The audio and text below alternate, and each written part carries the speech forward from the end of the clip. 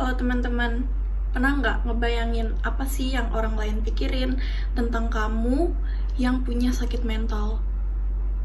Apa sih yang mereka pikirin dan mereka rasain ke kamu jika kamu punya sakit mental? Well, teman-teman aku bakal jawab pertanyaan itu buat kalian. Hai semuanya, nama gue Safina Putri Dewanti. Gue temennya Miss Rina Olianda atau yang biasa dipanggil Filin. Gue tuh waktu itu teman sebangkunya dia kelas 7 semester 2, kelas 8-nya kita nggak sebangku, kelas 9-nya kita sebangku lagi selama setahun. Jadinya kita sebangku 1,5 tahun. Hai, gue Ungu. Nama panjangnya sih Muali. Terus gue kenal Ilin tuh dari kelas SD. Lu temen apa gue? Apa ya? Close friends kali. Oke, siap. So, she's my close friend. Hai, nama gue Inov. Gue kenal Firlin dari kelas 7 SMP. Gue sama dia tuh ya teman main aja lah. Hai, gue Salsa. Gue bisa dipanggil Salsa. Gue temennya Ilin dari gue kelas 4 atau kelas 5, gue lupa. Kelas 4. Dan gue bukan teman sekolahnya Ilin sama sekali dari SD, SMP, sampai SMA. Hai semuanya, nama gue Kaliandra. Jadi kalian bisa panggil gue Kelai. Gue kenal sama Firlin dari awal SMA, dari kelas 10. Maksudnya sih kelas 8 tuh udah mulai parah sih sebenarnya. Aku tuh ngerasa kayak, nih orang nih kenapa kok makin nggak ada semangat buat ngomong sama orang. Kalau disapa tuh kadang hai cuma hai gitu, kayak nggak ada semangat buat ngebalasnya gitu loh. Gue sebangkunya nih sama dia, terus kayak wah ini hawanya jadi nggak enak banget. Ini orang ngapain nyakitin diri sendiri gitu kan. Gue kaget dong, terus tiba-tiba gue pengen ngambil itu aja ya. Kayak gue panik dong sebenarnya itu karena pertama kali gue ngeliat orang ngapain nyakitin diri sendiri. Gue bingung gitu, ini orang ngapain nyakitin diri sendiri. Tuh, sumpah di situ dia mudian banget. Kayak waktu itu kan gue pernah ya. Gue yang paling gue inget, gue lagi makan bertiga sama Ilin sama Salsa di meja makan kan ya. Terus gue lagi ada yang gue omongin sama Salsa, tiba-tiba dia marah, dia diem kayak ke kamar ini. Terus saya ke kamar, terus dia emosi. Terus akhirnya gue sama Salsa diusir, disuruh pulang. Tapi karena Salsanya kayak, lo kenapa? Tapi kan gak dijawab tuh ya sama Ilin ya. Terus akhirnya si Ilin tuh kayak gigit tangannya sendiri, itu kenceng banget.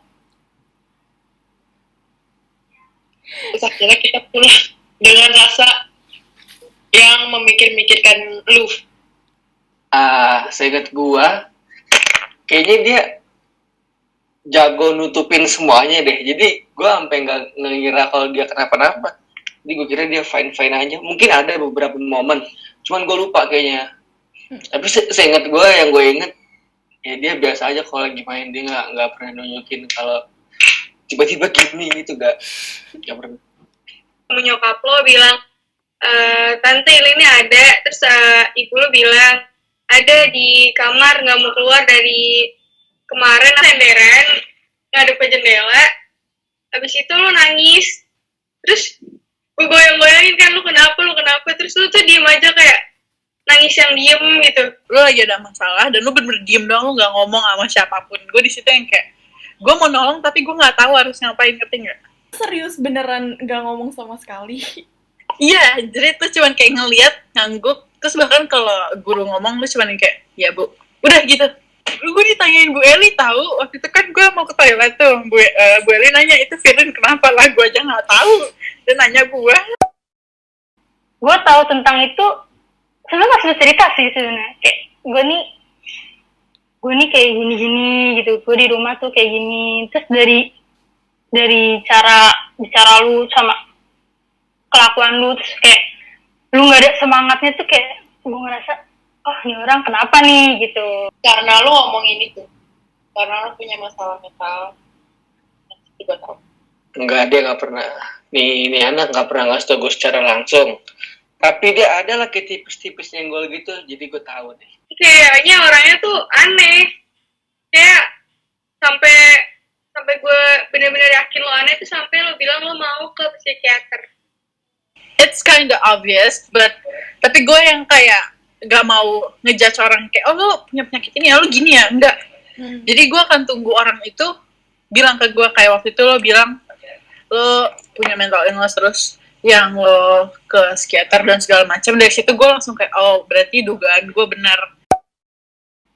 Rasanya gue kayak kenapa lu masih SMP bisa dapat masalah kayak gitu. Kayak gue sebagai temen lu kasihan, terus kayak pengen bantu, cuma gue juga nggak ngerti. Gue panik ya kok. Antara ini kasihan sama bingung. Gue bingung banget soalnya gue kayak harus mikir langsung jawabannya yang gak memojokkan dia tapi juga yang realistis gitu. Pertama yang gue rasain, yang pasti gue bingung gue harus ngapain karena ini berhubungan dengan hal yang gak bisa gue ubah dari diri gue gitu loh. Dan gue gak tahu perubahan yang kayak gimana yang bisa ngibatin ini jadi hal yang positif. Di satu sisi gue ngerti kalau lo kayak gitu karena for some reason gitu. Dan gue yang kayak pengen nolong lo tapi gue nggak tahu harus ngapain. Gue diem pun jadi ngerasa bersalah. Jadi kayak gue udah mati ngomong gini loh, dia sahabat gue, tapi gue nggak bisa ngapa-ngapain biar dia membaik. Tapi justru dengan gue nggak ngapa-ngapain, dia butuh waktu sendiri. Tapi gue tuh bukan, gue nggak bisa diemin orang yang kenapa-napa. Jadi gue harus nanya, lo nggak apa-apa, lo kenapa gitu loh. Dan di sisi lain tuh gue ngerasa nggak guna aja buat lo. Kayak gue nggak bisa ngapa-ngapain, tau nggak sih? Capek bukan sama lu nya, tapi sama masalah lu nya itu. Kayak kenapa sih masalah berat banget buat temen gue yang masih SMP.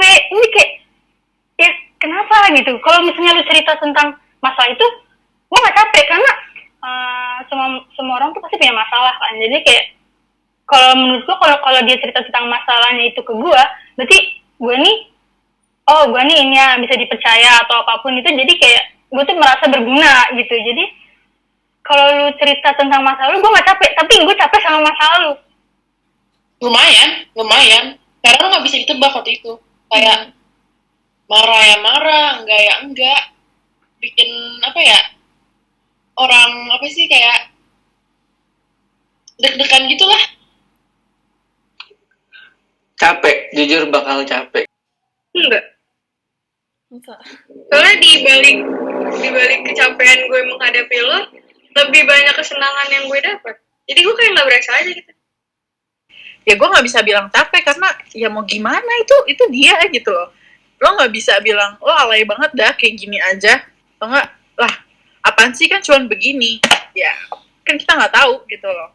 Jadi kita nggak bisa bilang kita capek ngeladenin orang kayak gitu. Ya dari awal gue udah milih teman sama lu ya ibaratnya gue harus terima resikonya gitu loh. Gini, saya gue dikasih pilihan, lo mau hidup susah, lo mau teman sama orang A apa orang B, tapi kalau orang A kayak gini, orang B kayak gini. Nah gue mau sama si A, tapi kalau sama si A dia anaknya begini-begini, ya gue harus terima karena gue yang milih mau temenan sama dia gitu loh. Kalau gue capek sama lo, gue nggak mungkin mau temenan sama lo lagi. Kayak ya udah lo pergi aja, anak gila atau gimana ya gitulah. Tapi kan maksud gue kalau dilihat sih banyak ya, kayak dari cara lu senyum aja itu tuh udah beda tau sebenarnya. Kalau lu tuh dulu tuh senyum tuh terpaksa tau gak sih, kayak oh ya udah kayak halo Firlin, coba kayak oh ya gitu. Terus kayak kalau disapa juga halo Firlin. Nah dulu gak ada semangat kayak oh dulu ada semangatnya, cuma kamu itu semangatnya kayak sekedar oh ini orang nyapa gue semangat jadi gue harus semangat gitu. Kayak nggak ada balasan dari hati lu juga sebenarnya kalau menurut gue. Itu sih kalau dari yang paling kelihatan. Dulu tuh lu bisa dibilang ngeluh mulu gak sih? Bisa jadi. Iya, kayak kalau menurut gue sekarang ini orang udah auranya udah positif sih. Jadi kayak wah nih ngeluhnya juga bukan karena kita juga udah nggak satu sekolah lagi ya, tapi kayak emang kelihatannya kayak oh ini orang juga udah jarang ngeluh. Dari yang lu suka mut-mutan kayak kita marah-marah, sekarang tuh better banget. Jujur aja, kayak beda, serius beda. Apanya tadi? Maaf, sifat. Iya, kan dulu kan kayak lo suka marah-marah, sekarang juga sih masih suka marah-marah. Tapi itu kayak enggak, dulu tuh kayak nggak jelas gitu marahnya. Yang paling beda tuh kalau dulu gue ngomong sama dia tuh gue ngerem, soalnya gue tahu dia bakal takutnya apa ya, bakal tiba-tiba dia marah gitu. Gue makanya gue kalau ngomong sama dia dulu ngerem. Sekarang gue udah nggak pakai rem lagi karena gue tahu dia udah lebih dewasa, jadi kayak gue mau ngomong yang nggak enak pun nggak apa-apa, tetap nggak masalah. Sesudah Lu jadi rajin sekolah, itu sih yang paling mencolok dari gue. Karena lo yang dulu tuh yang kalau datang tidur, kalau malas izin minta dispen kayak gitu. Terus kayak lo yang sekarang tuh kayak sekolah sampai ngejar-ngejar nilai ke guru. Ya mungkin kalau sikap-sikap juga lo jadi lebih apa ya, bukan Ilin yang tiba-tiba tuh gampang tersentuh gitu, lo jadi lebih kayak udahlah bodo amat, mereka juga gini, mereka juga gitu. Bukan Ilin yang terus sama bukan Ilin yang haus Instagram. Dulu tuh lo adalah orang yang paling haus sama Instagram, yang kayak oh my god, like gue cuma segini kayak gitu. Dan sekarang lo kayak bodo amat kayak gitu, lo gak peduli sama sosial media sih, dan gak peduli omongan orang. Kayak peduli sih, cuman gak yang kayak over banget gitu. Ya pas lo udah sembuh lo lebih apa ya, lebih lo kelihatan punya semangat hidup gitu gak sih? Kayak wah gue harus hidup, gue harus gini, gue ke depan mau begini gitu. Lo kayak udah nemuin apa ya, alasan lo untuk kembali berjuang gitu loh. Paham gak sih maksud gue? I get it. Gue bakal lebih perhatian sih sama dia dan bakal lebih nemenin dia sih, kayak oh nih gue karena udah ketemu sama orang yang sebelumnya kayak lu, jadi kayak bukan dibilang gue juga tau perasaan lu juga, bukan kayak gitu ya, tapi kayak gue bakal lebih nemenin lu sih dan lebih ngertiin orang itu. Kayak ya udah, gue juga nggak bisa nyalain dia tentang masalahnya, jadi kayak ya udah gue selalu temenin, selalu dukung dia, selalu support. Jadi Gue bakal berusaha selalu ada sih buat dia. Kayak lo lagi misalkan lagi sedih, ya gue berusaha ada buat lu. Gue nggak mau dia ngerasa sendiri. Ih, jawaban Oke, realistis. jawabannya tergantung dia siapa. Tergantung dia siapa. Gue kalau emang dia orang terdekat gue, mungkin gue bakal treat dia. Gue nanya lu maunya apa, lu mau diem, lu diem dulu, lu mau cerita, lu cerita dulu. Gue nggak pernah maksa lu buat cerita, jadi lu apa aja yang lu mau, gue gak bakal maksa apa gimana. Tapi itu kalau teman deket gue ya. Gue bakal ngolah masalahnya dan baru ngasih tau dia apa yang harus gue lakuin. Atau dia cuma mau gue dengerin doang.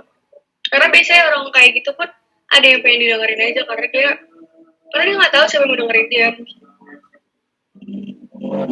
Yang lebih parah lagi, gue yakin pasti dia udah ke psikiater. I mean kayak dia tahu dia butuh gitu loh, paham kan? Jadi gue sebagai temannya, ya gue bakalan, misalnya kalau lu mau cerita ya welcome, kalau lu mau diemin gue ya udah, itu bakal jadi opsi yang gue kasih. Gue akan lebih apa ya, nanya lu maunya gimana sekarang. Kalau misalnya dia diemin gue bakal kayak oh berarti dia butuh waktu gitu. Ya udah lo sendiri dulu gitu. Dan kalau dia mau cerita ya gue bakal welcome. Semoga video ini bakal kasih kalian insight atas apa yang orang lain pikirin atau apa yang jadi pandangan orang lain tentang orang yang punya sakit mental sebagai teman.